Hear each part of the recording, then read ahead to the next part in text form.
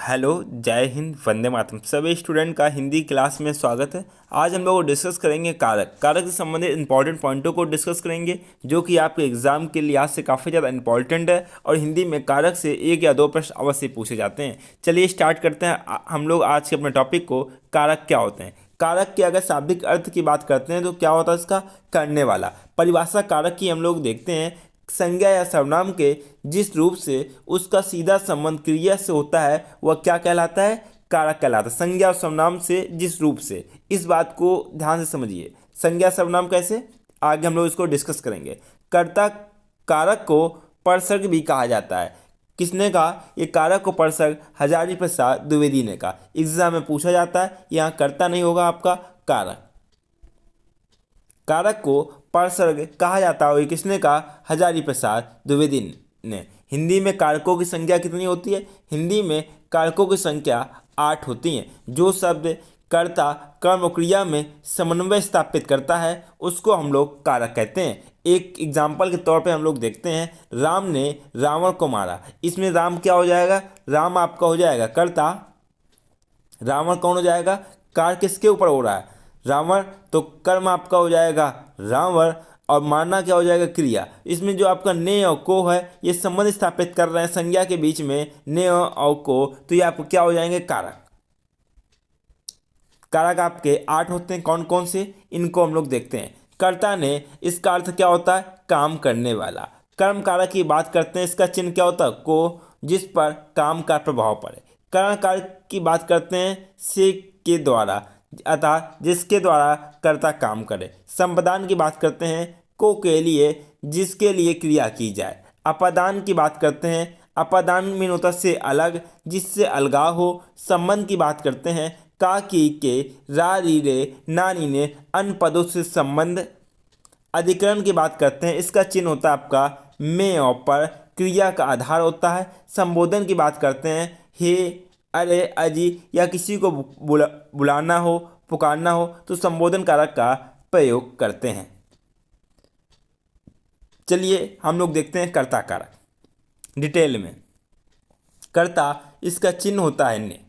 जहाँ वाक्य में ने चिन्ह का प्रयोग प्रत्यक्ष या परोक्ष रूप से हुआ हो, वहाँ पे आपका कर्ता कारक होता है। जैसे राम ने रोटी खाई, तो यहाँ ने शब्द आया है, तो आपका क्या हो जाएगा?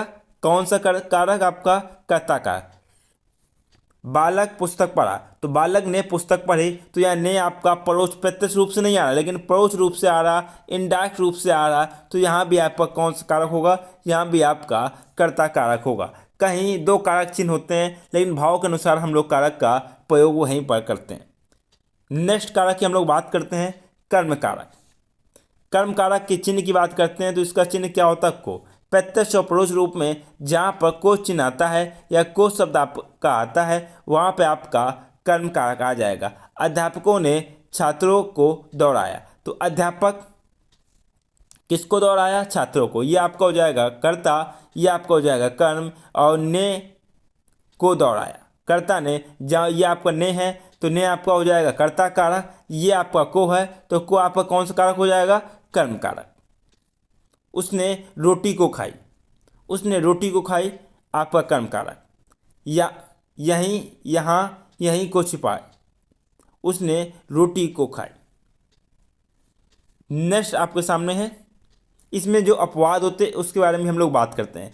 यदि किसी बात में निम्न शब्द आए, तो वहाँ पे आपका कौन सा कारक आ जाएगा? वहाँ पे आपका कर्म कारक होता है। कौन कौन से शब्द आपके आते हैं? दूध हो, दूध दुहना, याच मीन मांगना, पाक मीन पकाना, किसी को दंडित करने से संबंधित, चुनना या चेतन जो पदार्थ होते हैं, ब्रू मीन बोलना। जो परिता के शब्द आपके आते हैं, चुराना, बुलाना, सुलाना, कोसना, पुकारना, जगाना, भागना, ये शब्द आपके शब्द आते हैं।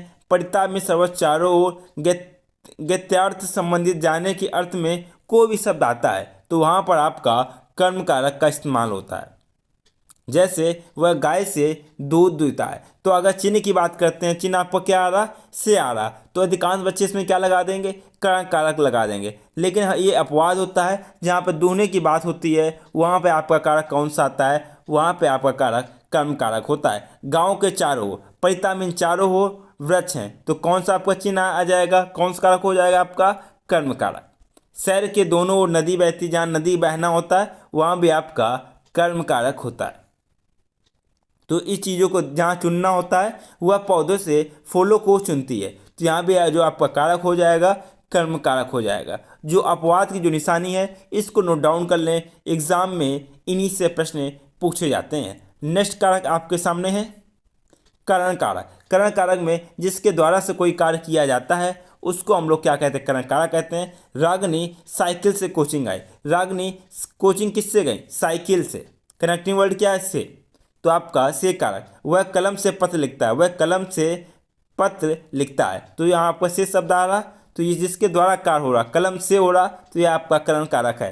पिताजी रोगग्रस्त हैं, रोगग्रस्त हैं, इसमें आप परोक्ष रूप से अगर हम लोग देखते हैं तो पिताजी रोगग्रस्त हैं तो परोक्ष रूप से शब्द आ रहा, तो यहाँ भी आपका कौन सा कारक हो जाएगा, करण कारक का प्रयोग होगा।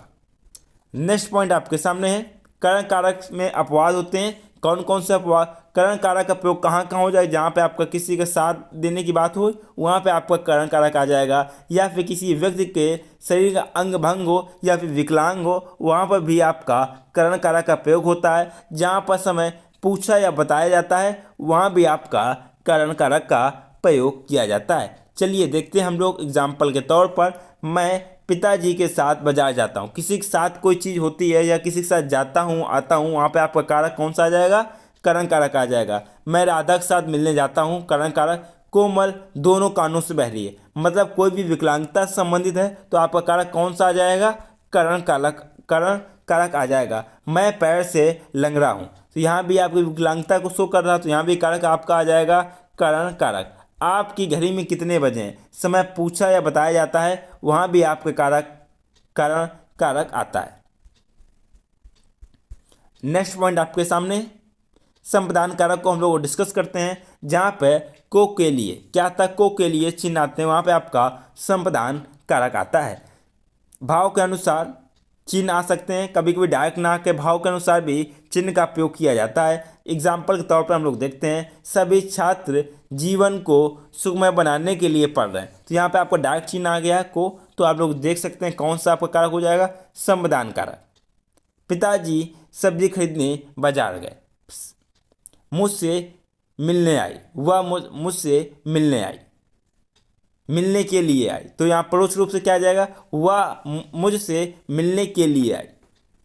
नेक्स्ट पॉइंट आपके सामने है संबंध कारक में का प्रयोग कहाँ का होता है, अपवाद के तौर पर। को के लिए जहाँ पर डायरेक्ट शब्द आते हैं वहाँ तो संबंध कारक का प्रयोग होगा, लेकिन जहाँ पर नमस्कार का प्रयोग किया जाए, सदा के लिए कोई चीज़ दे दी जाए, देवताओं को समर्पित हो, वहाँ भी आपका संप्रदान कारक का प्रयोग होता है। एग्जाम्पल के तौर पर गुरु जी को नमस्कार है, तो नमस्कार के लिए आ रहा तो कौन सा कारक, संप्रदान कारक। माता जी को सादा प्रणाम है, वहाँ भी आपका संप्रदान कारक। राजा ब्राह्मण को दान देता है, अगर ब्राह्मण को दान दे देगा तो सदा के लिए दे देगा, वापस नहीं मांगेगा, वहाँ भी आपका कारक कौन सा आ जाएगा, संप्रदान कारक आ जाएगा। यह हवन सामग्री देवताओं को समर्पित है, या देवताओं समर्पित भी हम लोग डिस्कस किया था, वहाँ भी आपका कारक कौन सा आ जाएगा, संप्रदान कारक आ जाएगा। अपादान की बात करते हैं, अपादान से जहाँ कोई चीज़ अलग होती सदा के लिए वहाँ पे आपका अपादान कारक आता है। वह गांव से पढ़ने आया, पेड़ से पत्ते गिरते हैं, गंगा हिमाचल से निकलते मतलब अलग हो जाते, बिल्ली छत से कूद पड़ी,